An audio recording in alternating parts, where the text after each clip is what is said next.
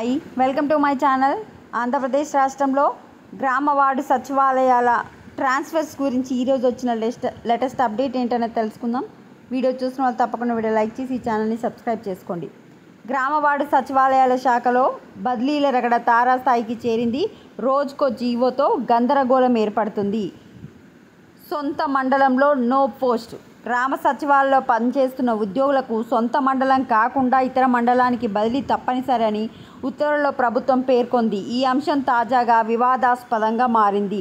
తక్కువ వేతనాలతో పనిచేసే తమకు సొంత మండలం కాకుండా ఇతర మండలాలకు బదిలీ చేస్తే జీవనం దుర్భరంగా మారుతుందని పలువురు ఆవేదన వ్యక్తం చేస్తున్నారు.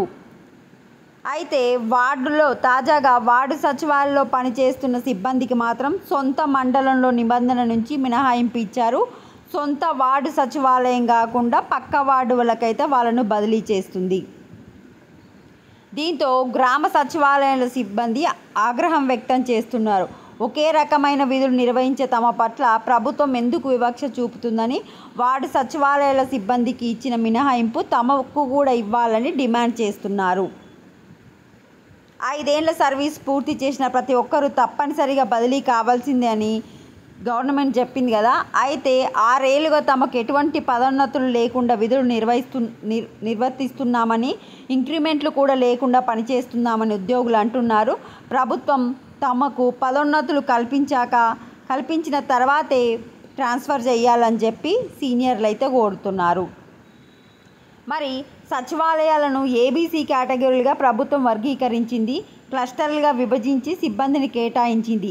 ఈ నేపథ్యంలో అనేక మంది మిగులు సిబ్బంది లెక్కగా వచ్చింది. అయితే వీరిని ఏం చేస్తారనే అంశంపై ఇప్పటికీ ప్రభుత్వం స్పష్టమైన నిర్ణయం తెలియజేయకపోవడంతో సిబ్బందిలో అయోమయం నెలకొంది. వీరి సేవలను ఇతర ప్రభుత్వ శాఖల్లో వినియోగించుకుంటామని పేర్కొంటున్నా విధి విధానాలను రూపొందించలేదు. ఈ అంశంపై కూడా సిబ్బంది గుర్రుమంటున్నారు. నెక్స్ట్, మహిళా పోలీసులను ఏం చేస్తున్నారు? గ్రామవార్డు సచివాలయాల వ్యవస్థలో గత 5 ఏళ్లుగా మహిళా పోలీసులు విధులు నిర్వహిస్తున్నారు. అయితే 5 ఏళ్ల కాలంలో వీరు ఒక్కరోజు కూడా ఇంటికి వెళ్లకుండా ఒక్క వివాదాన్ని పరిష్కరించిన దాఖలు లేవు. కేవలం కార్యాలయానికి వచ్చి సంతకం పెట్టి జీతం తీసుకోవడంగా పనిగా ఉండేది.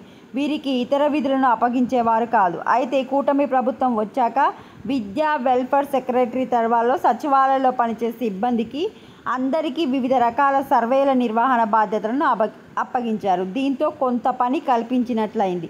అయితే ప్రస్తుతం బదిలీ ప్రక్రియలో ఉమెన్ పోలీస్ పోస్ట్ కేటగిరీలో వెళ్లడంతో చాలా చోట్ల వీరి అవసరం లేదనే వాదన వినిపిస్తుంది. అయితే వీరిని పోలీస్ శాఖకు అప్పగిస్తారా లేదా మహిళా శిశు సంక్షేమ శాఖలో వీరి సేవలను వినియోగించుకుంటారో ప్రభుత్వం స్పష్టం చేయాల్సిన అవసరం ఉంది.